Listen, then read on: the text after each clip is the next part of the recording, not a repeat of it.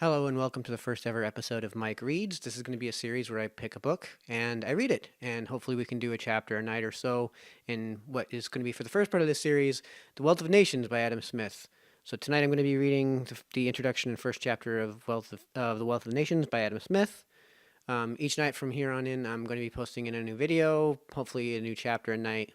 We'll see how much reading I can actually stumble through in about a half an hour or so. So I hope everybody enjoys. So.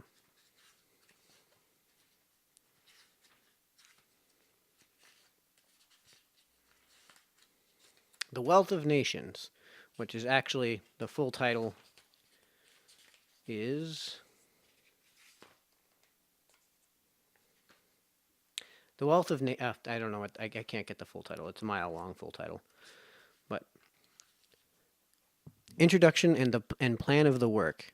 The annual labor of every nation is the fund which originally supplies with the annual labor of every nation is the fund which originally supplies it with all the necessaries and conveniences of life, which it annually consumes, and which consist always with either the immediate produce of that labor, or in what is purchased with that produce from other nations. According, therefore, as this produce, or what is purchased with it, bears a greater or smaller proportion to the number of those who are to consume it, the nation will be better or worse supplied with all the necessaries and conveniencies for which it has occasion. But this proportion must in every nation be regulated by two different circumstances. First, by the skill, dexterity, and judgment with which its labor is generally applied, and secondly, by the proportion between the number of those who are employed in useful labor and that of those who are not so employed.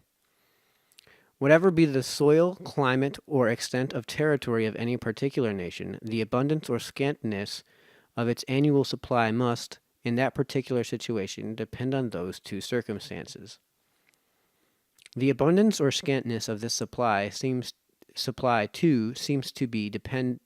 depend more upon the former of these two circumstances than upon the latter.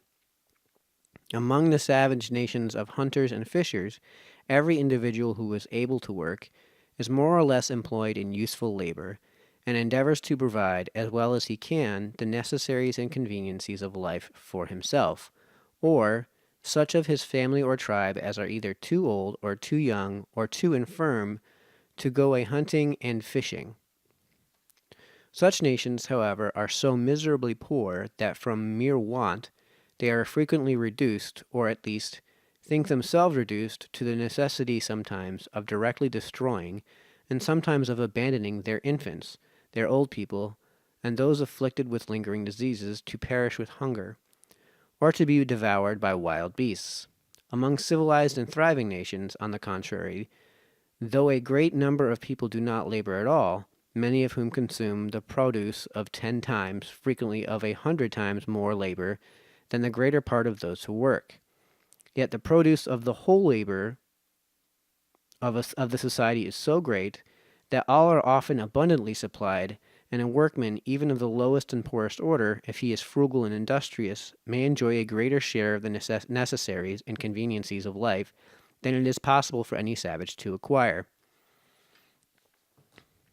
The causes of this improvement in the productive powers of labor and the order according to which its produce is naturally distributed among the different ranks and conditions of men in the society, make the subject of the first book of this inquiry. Whatever be the actual state of the skill, dexterity, and judgment with which labor is applied in any nation, the abundance or scantness of its annual supply must depend, during the continuance of that state, upon the proportion between the number of those who are annually employed in useful labor and that of those who are not so employed. The number of useful and productive laborers, it will hereafter appear, is everywhere in proportion to the quantity of capital stock which is employed in setting them to work, and to the particular way in which it is so employed.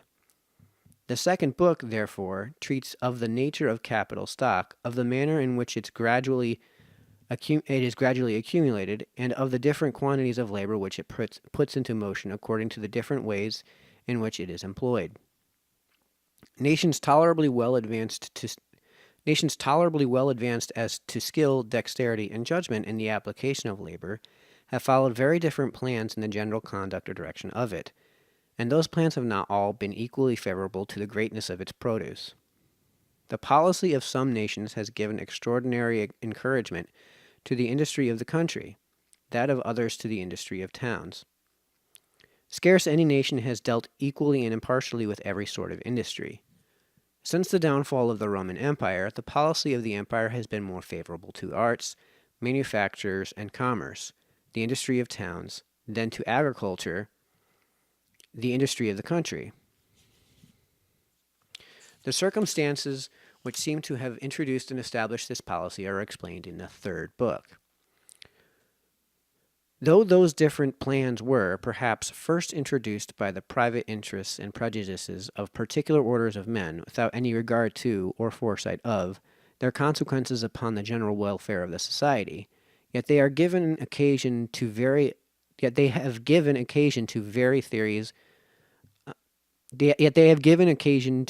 theories of political economy, of which some magnify the importance of that industry which is carried on in towns, others of that which is carried on in the country. Those theories have had a considerable influence not only upon the opinions of men of learning, but upon the public conduct of princes and sovereign states. I have endeavored, in the fourth book, to explain as fully and distinctly as I can those different theories, and the principal effects which they have produced in different ages and nations. To explain in what has consisted the revenue of the great body of the people, or what has been the nature of those funds, which in different ages and nations have supplied their annual consumption, is the object of these 4 first books. The 5th and last book treats of the revenue of the sovereign, or commonwealth. In this book I have endeavored to show, first, what are the necessary expenses of the sovereign, or commonwealth, which of those expenses ought to be defrayed by the general contribution of the whole society, and which of them by that of some particular part only, or of some particular members of it. Secondly, what are the different methods in which the whole society may be made to contribute towards defraying the expenses incumbent on the whole society, and what are the principal advantages and inconveniencies of each of these methods. And thirdly and lastly, what are the reasons and causes which have induced almost all modern governments to mortgage some part of this revenue, or to contract debts, and what have been the effects of those debts upon the real wealth, the annual produce of the land, and the labor of the society. Book 1. Of the causes of improvement in the productive powers of labor, and of the order according to which its produce is naturally distributed among the different ranks of the people. Chapter 1. The Division of Labor. The greatest improvement in the productive powers of labor, and the greater part of the skill, dexterity, and judgment with which it is anywhere directed or applied, seem to have been the effects of the division of labor. The effects of the division of labor in the general business of society will be more easily understood by considering in what manner it operates in some particular manufacturers. It is commonly supposed to be carried furthest in some very trifling ones.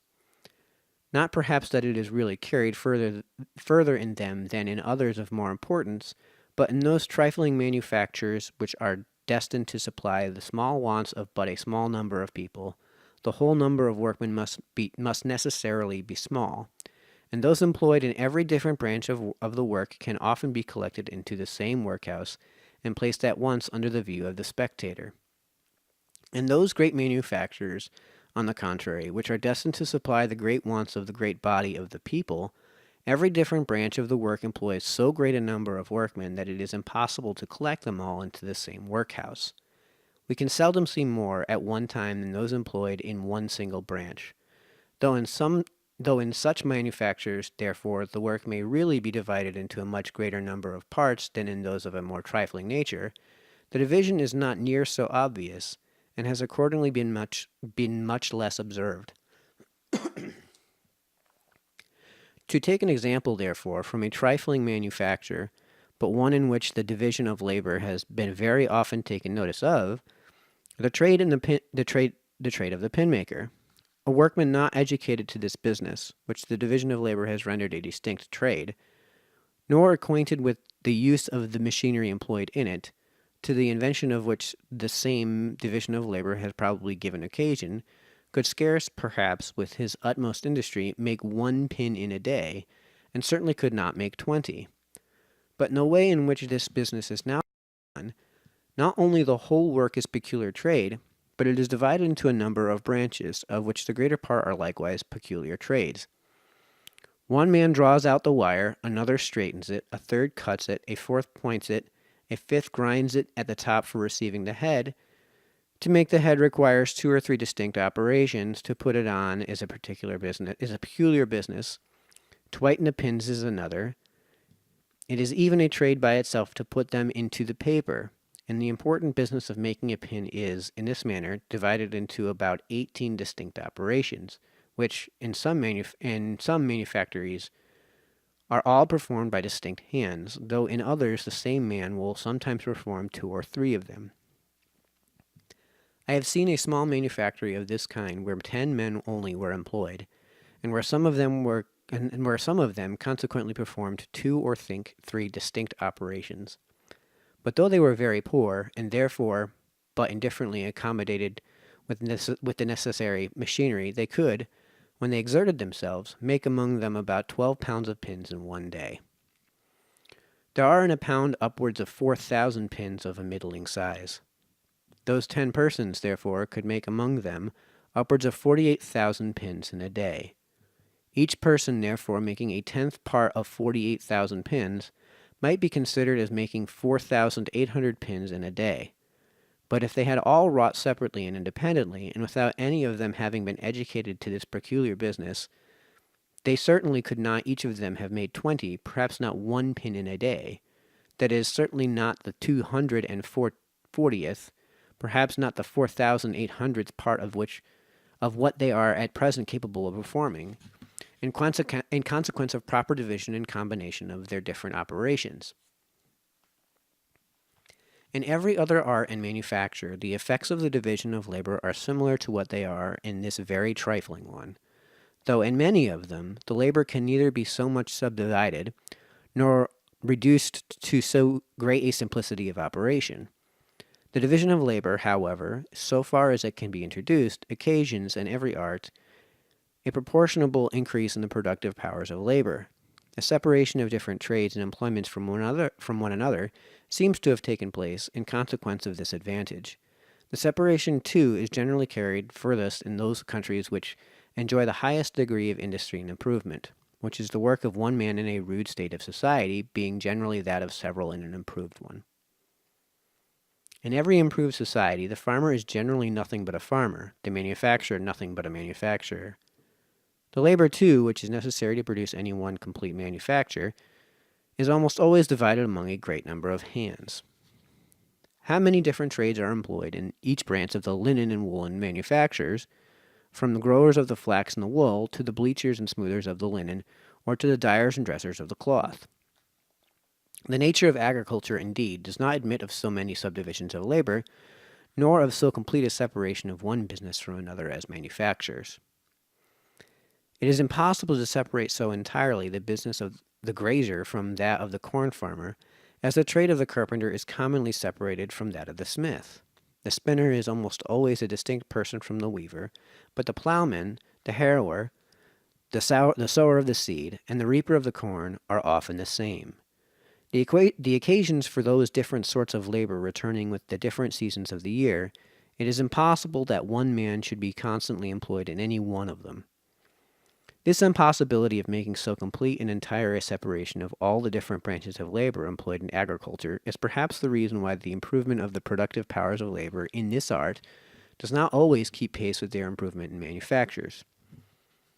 The most opulent nations, indeed, generally excel all their neighbors in agriculture as well as in manufactures, but they are commonly more distinguished by their superiority in the latter than in the former. Their lands are in general better cultivated, and having more labor and expense bestowed upon them, produce more in proportion to the extent and natural fertility of the ground. But this superiority of produce is seldom much more than in proportion to the superiority of labor and expense. In agriculture, the labor of the rich country is not always much more productive than that of the poor, or at least it is never so much more productive as it commonly is in manufactures. The corn of the rich country, therefore, will not always, in the same degree of goodness, come cheaper to market than that of the poor. The corn of Poland, in the same degree of goodness, is as cheap as that of France, notwithstanding the superior opulence and its improvement of the latter country. The corn of France is, in the corn provinces, fully as good and in most years nearly about the same price with the corn of England, though in opulence and improvement, France is perhaps inferior to England. The cornlands of England, however, are better cultivated than those of France, and the cornlands of France are said to be much better cultivated than those of Poland. But though the poor country, notwithstanding the inferiority of its cultivation, can, in some measure, rival the rich in the cheapness and goodness of its corn, it can pretend to no such competition in its manufactures, at least if those manufactures suit the soil, climate, and situation of the country. The silks of France are better and cheaper than those of England, because the silk manufacture, at least under the high duties upon the importation of raw silk, does not so well suit the climate of England as that of France. But the hardware and the coarse woolens of England are beyond all comparison superior to those of France, and much cheaper too in the same degree of goodness.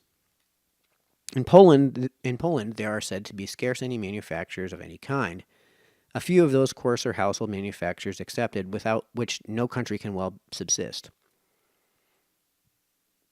This great increase of quantity of work, which, in consequence of the division of labor, the same number of people are capable of performing, it is owing to three different circumstances.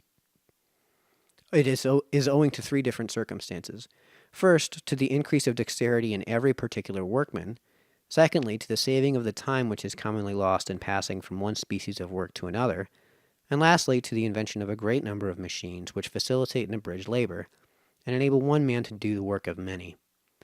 First, the improvement of the dexterity of the workman necessarily increases the quantity of work he can perform, and the division of labor, by reducing every man's business to some one simple operation, and by making this operation the sole employment of his life, necessarily increases very much the dexterity of the workman. A common smith who, though accustomed to handle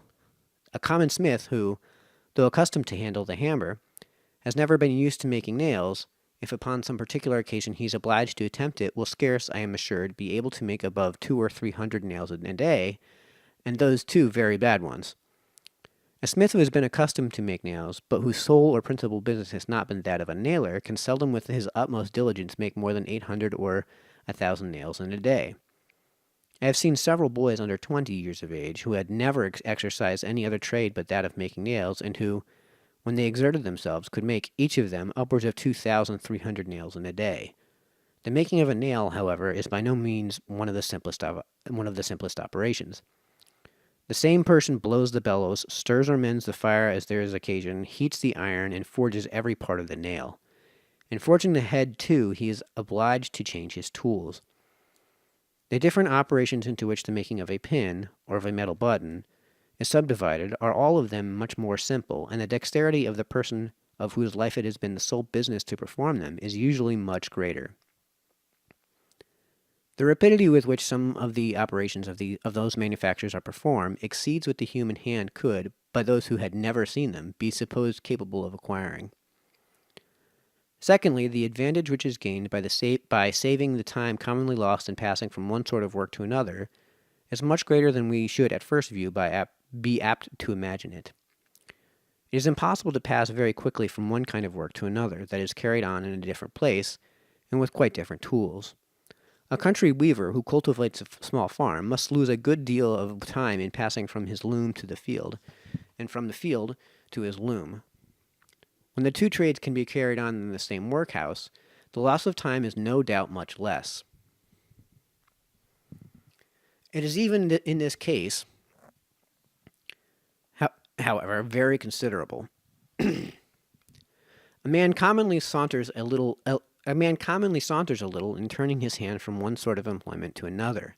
When he first begins the new work, he is seldom very keen and hearty. His mind, as they say, does not go to it, and for some time he rather trifles than applies to good purpose. The habit of sauntering and of indolent, careless application, which is naturally or rather necessarily acquired by every country workman, who is obliged to charge his work and his tools every half hour, and to apply his hand in 20 different ways almost every day of his life, renders him almost always slothful and lazy, and incapable of any vigorous application even on the most pressing occasions. Independent, therefore, of his deficiency in point of dexterity, this cause alone must always reduce considerably the quantity of work which he is capable of performing. Thirdly and lastly, every body must be sensible. Thirdly and lastly, everybody must be sensible how much labor is facilitated and abridged by the application of proper machinery. It is unnecessary to give any example. I shall only observe, therefore, that the invention of all those machines by which labor is so much facilitated seems to have been originally owing to the division of labor. Men are much more likely to discover easier and readier methods of attaining any object when the whole attention of their minds is directed towards that single object than when it is dissipated among a great variety of things. But in consequence of the division of labor, the whole of every man's attention comes naturally to be directed towards some one very simple object. It is naturally to be expected, therefore, that some or one or other of those who are employed in each particular branch of labor should soon find out easier and readier methods of performing their own particular work, wherever the nature of it admits such improvement. A great part of the machines made use of in those manufactures in which labor was most subdivided were originally the inventions of common workmen, who, being each of them employed in some very simple operation, naturally turned their thoughts towards finding out easier and readier methods of performing it. Whoever has been much accustomed to visit such manufactures must frequently have been shewn very pretty machines, which were the inventions of such workmen, in order to facilitate and quicken their own particular part of that work. In the first fire engines, a boy was constantly employed to open and shut alternately the communication between the boiler and the cylinder, according as the piston either ascended or descended. One of those boys who loved to play with his companions observed that by tying a string from the handle of the valve which opened this communication to another part of the machine, the valve would open and shut without his assistance and leave him at liberty to divert himself with his playfellows. One of the greatest improvements that has been made upon this machine, since it was first invented, was in this manner the discovery of a boy who wanted to save his own labor. All the improvements in machinery, however, have by no means been the invention of those who had occasion to use the machines. Many improvements have been made by the ingenuity of the makers of the machines, when to make them became the business of a peculiar trade, and some by that of those who are called philosophers or men of speculation, whose trade it is not to do anything, but to observe everything, and who upon that account are often capable of combining together the powers of the most distant and dissimilar objects. In the progress of society, philosophy or speculation becomes, like every other employment, the principal or sole trade and occupation of a particular class of citizens. Like every other employment, too, it is subdivided into a great number of different branches, each of which affords occupation to a peculiar tribe or class of philosophers. And this subdivision of employment in philosophy, as well as in every other business, improves dexterity and saves time. Each individual becomes more expert in his own peculiar branch, and more work is done upon the whole, and the quantity of science is considerably increased by it. It is the great multiplication of the productions of all the different arts, and consequence of the division of labor, which occasions, in a well-governed society, that universal opulence which extends itself to the lowest ranks of the people. Every workman has a great quantity of his own work to dispose of beyond what he himself has occasion for, and every other workman being exactly in the same situation, he is enabled to exchange a great quantity of his own goods for a great quantity, or what comes to the same thing, for the price of a great quantity of theirs. He supplies them abundantly with what they have occasion for, and they accommodate him as amply with what he has occasion for, and a general plenty diffuses itself through all the different ranks of the society. Observe the accommodation of the most common artificer of day labor in a civilized and thriving country, and you will perceive that the number of people whose industry a part, though but a small part, has been employed in procuring this accommodation exceeds all computation. The woolen coat, for example, which covers the day laborer, as coarse and rough as it may appear, is the produce of the joint labor of a great multitude of workmen. The shepherd, the sorter of the wool comber, or carder, the dyer, the scribbler, the spinner, the weaver, the fuller, the dresser, with many others, must all join their different arts in order to compete even with this homely production. How many merchants and carriers, besides, must have been employed in transporting the materials from some of those workmen to others who often live in a very distant part of the country? How much commerce and navigation in particular, how many shipbuilders, sailors, sailmakers, rope makers must have been employed in order to bring together the different drugs made use of by the dyer, which often come from the remotest corners of the world. With a variety of labor too, is necessary in order to produce the tools of the meanest of those workmen. To say nothing of such complicated machines as the ship of the sailor, the mill of the fuller, or even the loom of the weaver, let us consider what a variety of labor is requisite in order to form the very simple machine, the shears in which the shepherd clips the wool. The miner, the builder of the furnace for the smelting of the ore, the feller of the timber, the burner of the charcoal to be made use of in the smelting house, the brickmaker, the bricklayer, the workmen who attend the furnace, the millwright, the forger, the smith, must all join their different arts in order to produce them.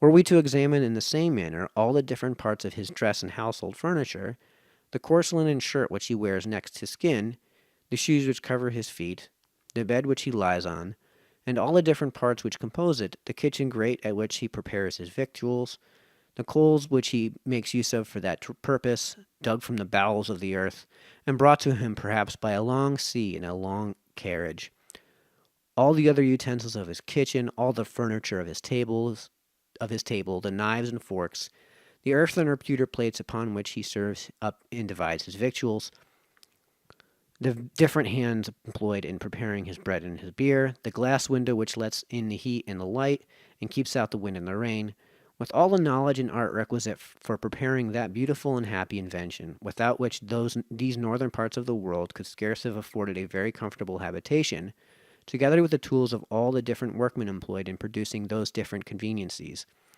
If we examine, I say, all these things, and consider what a variety of labor is employed about each of them, we shall be sensible that, without the assistance of cooperation of many thousands, the very meanest person in a civilized country could not be provided even according to what we very falsely imagine the easy and simple manner in which he is commonly accommodated.